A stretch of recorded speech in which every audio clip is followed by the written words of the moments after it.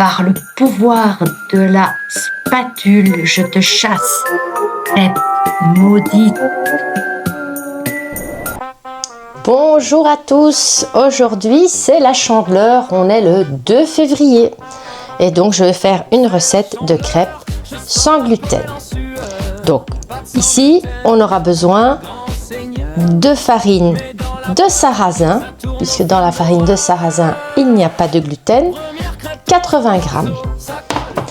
40 g de maïzena, dans la maïzena il n'y a pas de gluten non plus, puisque c'est de la fécule de maïs. Une petite pincée de sel, 2 œufs, 400 ml de lait végétal ou de lait normal, ici moi c'est du végétal puisque c'est sans lactose, un petit peu de vanille et de l'huile, ici c'est du tournesol. Alors tu peux aussi utiliser de l'huile de colza, il faut une huile au goût neutre. Donc on va commencer par la recette. Je vais venir mélanger ma farine, ma maïzena et mon sel. Donc dans mon plat, je mets la farine de sarrasin, la maïzena et ma petite pincée de sel. Ouais, toute petite pincée. C'est ce qui va relever un petit peu le goût de mes crêpes. Je mélange les farines ensemble, enfin les farines là, le sarrasin, le sel et la maïzena. Et puis je vais venir ajouter mes 2 œufs.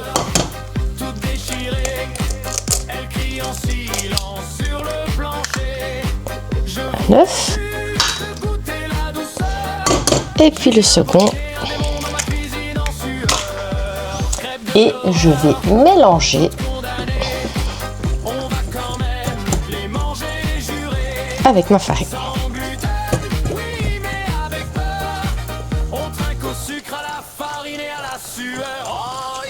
Donc, je vais bien fouetter pour que la farine s'imprègne aux œufs.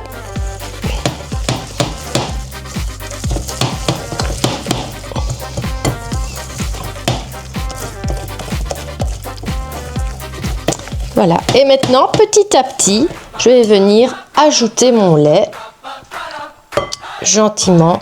Donc ici c'est une farine de sarrasin, mais elle est façon semi-complète. Donc c'est meilleur, plus de fibres. C'est pas de la farine blanche. Et c'est sans gluten. Et voilà, et je mélange bien, donc j'ajoute mes 400 ml de lait.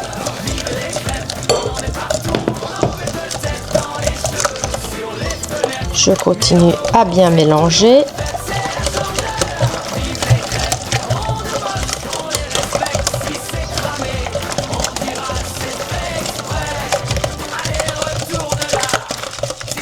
Et puis j'ajoute un petit peu d'huile, ça je fais au talent, c'est plus ou moins une petite cuillère à café. Et ma vanille.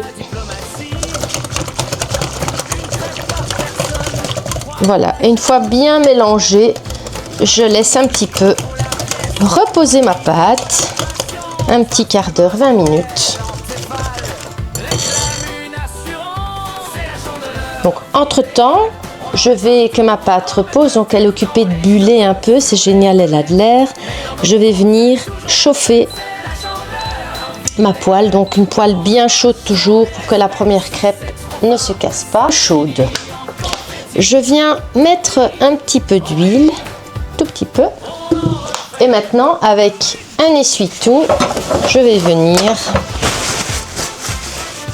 absorber et étendre mon huile partout. Voilà. J'ai un peu absorbé. Je garde mon essuie-tout pour passer. Ma pâte, elle est ici. Elle est reposée. Elle est bien belle. Je prends une louche.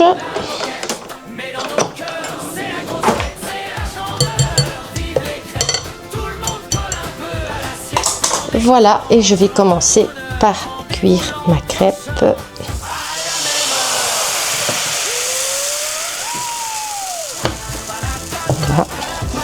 et je la laisse sécher avant de la retourner. Donc quand tous les bords seront bien séchés, je la retourne. Voilà, là elle commence à sécher, les bords commencent à sécher aussi, donc je vais venir la décoller. Je vais attendre encore un petit peu parce que sur les côtés, elle n'est pas encore tout à fait sèche. Bon, lol, un peu d'humour. Ma crêpe a cassé. Donc voilà, j'ai essayé de la retourner, mais elle se déchire. Donc, ce sera peut-être pour la suivante. Mais c'est mangeable, donc je la cuis de l'autre côté. Voilà, petit bêtisier du jour. Un flop, une crêpe complètement cassée. Mais bon, mangeable. Pourtant, ma poêle est bien chaude. Je n'arrive pas à comprendre pourquoi cette crêpe a cassé. Donc, je mets l'huile. Voilà. Et puis, je verse ma pâte.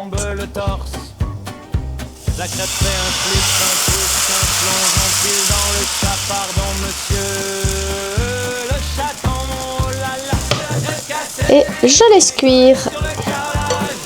Voilà, vous connaissez la malédiction de la crêpe? Ma deuxième. Elle se déchire. Donc voilà. Je pense qu'il y a un souci avec ma pâte. Et puis quand bien même elles sont déchirées, rien n'est parfait dans la vie. Hein. Donc, des bonnes crêpes au sarrasin. Je pense que dans la recette que j'ai trouvée, il manque peut-être un troisième œuf. Donc, et celle-ci, elle est à moitié déchirée. La troisième, je pense qu'elle ne sera pas déchirée. Voilà. Donc, je mets, on aura des petits morceaux de crêpes déchirés dans notre assiette. Je remets du gras, j'en mets partout. Et je repars. Ce sera une fois une vidéo humour. Hein. C'est la Chandeleur. On se rapproche tout doucement du carnaval aussi. Je remets de la pâte.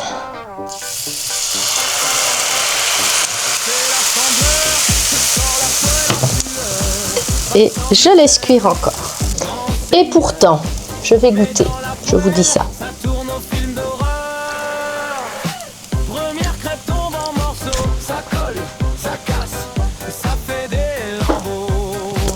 C'est un goût vanillé, c'est un goût de crêpe.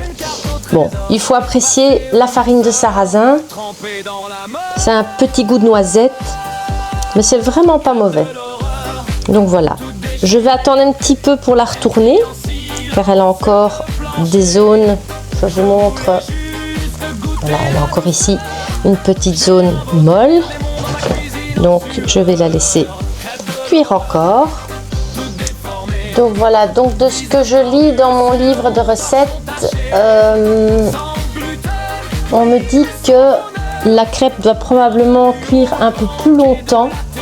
Ou alors c'est parce que comme j'ai mis de la maïzena, il faut le temps que comme c'est un liant, il faut le temps que ça travaille dans la pâte. Donc j'aurais peut-être dû laisser reposer un peu plus longtemps que 20 minutes. Donc voilà. Donc la recette est très bien, mais ma pâte se déchire. Donc voilà. Ça c'est pas tout. C'est un petit flop aujourd'hui cette vidéo, mais bon voilà. Pourquoi pas. On fait une fois dans l'originalité, on fait des demi-crêpes déchirées, c'est sympa aussi. Mais la recette, elle est nickel. La seule chose, c'est que peut-être, soit tu ajoutes un œuf, un troisième œuf, et tu laisses un peu plus longtemps reposer la pâte avec la maïzena qui est dans les 80 grammes dans ta pâte, dans tes 80 grammes de farine de sarrasin sans gluten. Donc, dès que je la touche, elle se déchire. Je vous montre. Voilà, donc je vais venir la tourner, mais dès que je viens pour la tourner, là, elle se déchire de tous les côtés. Donc, et la lancer, ça voilà, elle se déchire vraiment dès que je la touche.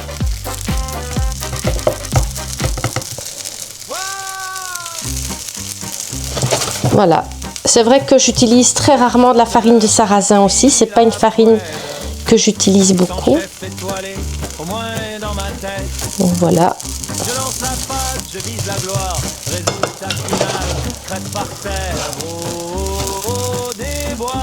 Donc je pense que je vais prendre une deuxième spatule pour la retourner. Et retourner avec 2 spatules, c'est déjà un petit peu mieux, mais c'est pas encore gagné. J'espère avant la fin de la pâte que j'aurai fait une complète, une pas cassée. Allez, on part la retourner ensemble. J'ai mes 2 spatules. Haha, on va y arriver. Yes! Allez, une crêpe complète. Je pense que ma poêle aussi n'était pas encore assez chaude. Là maintenant, ça y est, j'ai fait une jolie crêpe. Voilà, mes crêpes sans gluten avec farine de sarrasin et maïzena sont prêtes. Donc la première, elle est ici qui est au-dessus, c'est la dernière que j'ai faite. Eh bien, elle ne s'est pas déchirée. Par contre, toutes les autres se sont déchirées. Donc je vais plutôt dire que cette vidéo, c'est la malédiction de la crêpe. Donc, alors, qu'est-ce que tu peux mettre comme topping sur ta crêpe? Donc, plutôt que de la pâte à tartiner, je ne citerai pas la marque, on va rester dans l'idée de mettre un petit peu plus de protéines et de bonne graisse sur ta crêpe. Donc, par exemple ici, j'ai 100% amandes et pistaches. Voilà, donc c'est une purée d'oléagineux. Elle est délicieuse. Le matin, je mets ça sur mon porridge. Regardez ça, elle est liquide, mais elle est super bonne. Ou alors, ici, j'ai juste amandes brunes, 100% amandes brunes. Ici, c'est une marque que j'achète chez Colruyt, mais bien sûr, il y a plein d'autres marques en magasin bio, mais vérifie bien qu'il n'y ait pas d'additifs et des choses comme ça. C'est vraiment 100% purée d'oléagineux. Voilà, pour mettre dessus. Alors, qu'est-ce que tu peux mettre aussi dessus? Tu peux mettre une pomme que tu coupes en petits morceaux. Tu fais cuire sur une poêle avec un tout petit peu de beurre. Tu mets un tout petit peu de sirop d'érable et tu laisses un petit peu ta pomme caramélisée. Puis tu peux la mettre sur ta crêpe aussi. Un petit peu de compote sans sucre ajouté avec une petite pointe de cannelle. Et ça, pour remplacer bien sûr toutes ces pâtes à tartiner très sucrées. Donc voilà, merci d'avoir regardé cette vidéo. N'oublie pas de t'abonner, de partager. Si tu ne t'es pas encore abonné à Domifit, décidément cette vidéo aura été un flop jusqu'au bout, même quand je parle. Donc voilà pour cette petite vidéo. N'oublie pas de liker. Alors si tu as envie d'autres recettes, mais attention, plus des flops comme celle-ci, n'oublie pas de me le mettre en commentaire. Alors, à bientôt pour une prochaine vidéo.